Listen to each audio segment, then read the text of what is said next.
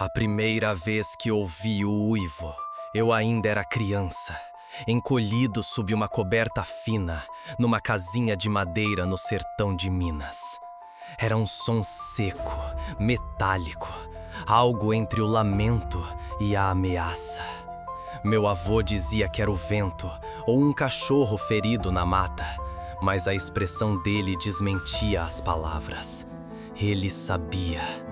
E depois daquela noite, passamos a fechar todas as janelas, trancar a porta com um cadeado pesado e acender uma vela em frente ao retrato de Santa Luzia.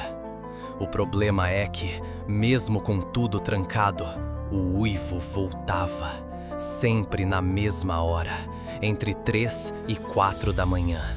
E não vinha de longe, parecia circular a casa, rondar as janelas, como se a própria escuridão ganhasse patas. Cresci ouvindo histórias sussurradas nas rodas de fogueira, sobre o homem que se transformava ao tocar a terra molhada com sangue, sobre o caçador que arrancava o próprio couro para aliviar a dor, e sobre o pastor da lua minguante, um nome que ninguém ousava repetir em voz alta. Diziam que ele era um homem de fé, um curandeiro que usava plantas, bênçãos e rezas para curar os males do povo. Mas que, ao negar ajuda a uma mulher grávida que chegou durante uma madrugada, ensanguentada e desesperada, foi amaldiçoado por ela com o nome de seu filho morto. Desde então, ele aparecia toda a lua minguante, faminto, com olhos como carvões em brasa e dentes que jamais cessavam de crescer. Aos 15 anos, fui obrigado a substituir meu avô nas entregas de leite. Toda madrugada, antes do sol nascer, eu pegava o burrico e saía pelo vilarejo. Um dia, ao cortar caminho por um atalho que beirava o mato alto, encontrei pegadas. Não de homem, nem de bicho. Eram marcas largas, com dedos compridos e garras profundas que afundavam na terra como se estivessem derretendo o barro. O mais estranho era o cheiro, um misto de enxofre e carne podre. Tive náuseas. No dia seguinte, um menino da vila desapareceu. 3 dias depois, encontraram a cabeça dele enterrada perto do poço, com o maxilar arrancado e a língua substituída por um fio de capim amarrado em nó. E ali, mais uma vez, as pegadas. Sempre frescas, sempre molhadas, mesmo sem chuva. A noite em que descobri a verdade foi a última que passei naquela terra. Eu estava deitado, tentando ignorar os sons da mata, quando ouvi 3 batidas na porta.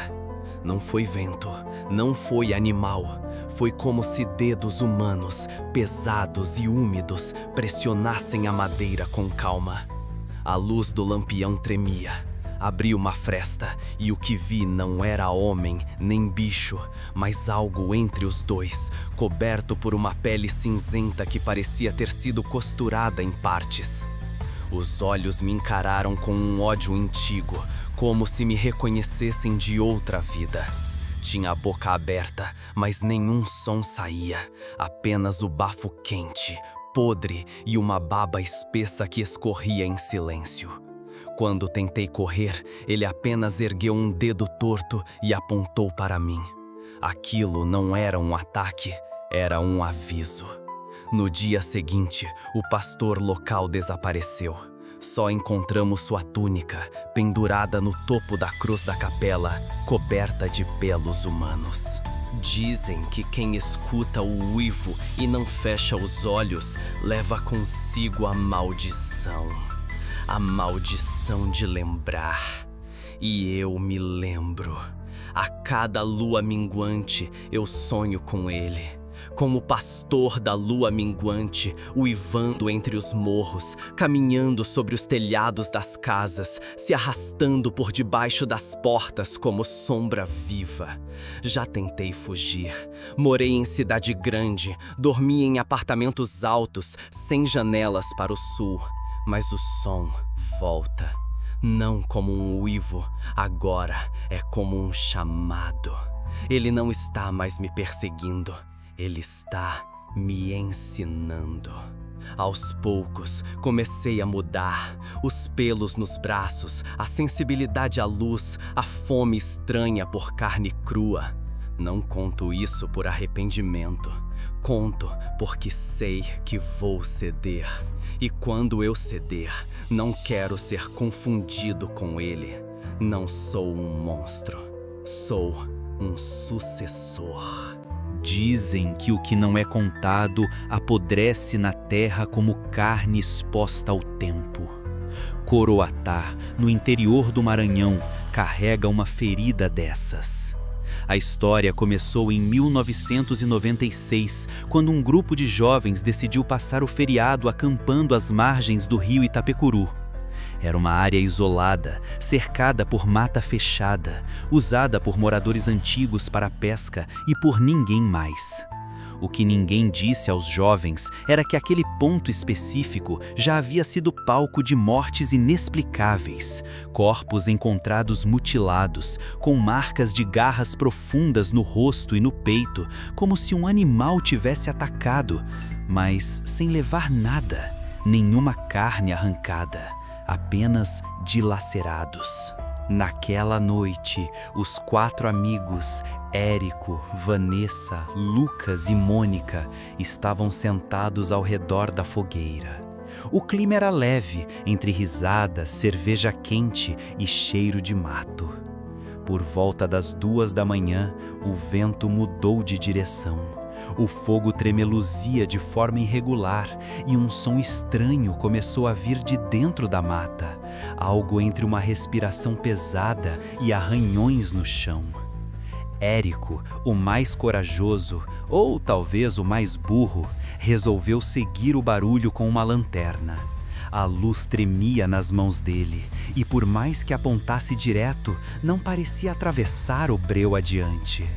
Minutos depois, ouviram um grito, rasgado, abrupto. Quando correram até o local, encontraram apenas a lanterna caída no chão, com a luz virada para cima e uma pequena poça de sangue ao lado. Lucas voltou correndo ao acampamento para buscar o carro, mas o veículo não dava partida.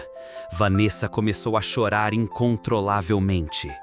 Mônica, paralisada, olhava fixamente para a borda da floresta, como se esperasse que algo surgisse. E surgiu. O som que ouviam antes se tornou mais alto. Passos pesados, respiração arfante. E então viram. Não era lenda, nem um animal conhecido. Era uma figura bípede, alta, com pelo escuro, olhos brilhando âmbar e dentes visíveis mesmo com a boca fechada. O que quer que fosse aquilo, os observava com a paciência de um caçador. Não atacava de imediato. Ele queria vê-los quebrar.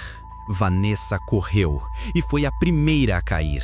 Quando Lucas tentou ajudá-la, o som do estalo da coluna dela sendo esmagada ecoou pelo mato.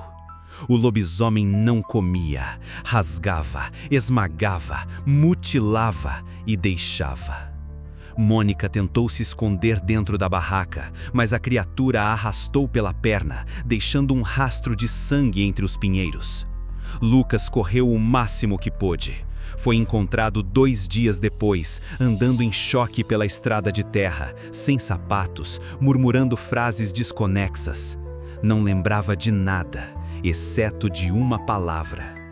Ele não come, ele pune. Nos anos seguintes, o local foi abandonado e isolado por cercas improvisadas, mas os relatos nunca cessaram. Moradores da região falam de uivos nas madrugadas, de galinhas despedaçadas e gado encontrado com as vísceras intactas, mas olhos arrancados. O caso foi abafado pela polícia local. Lucas se matou em 2003, sem jamais ter contado tudo. Sua carta de suicídio dizia apenas: "Ele ainda me observa quando fecho os olhos."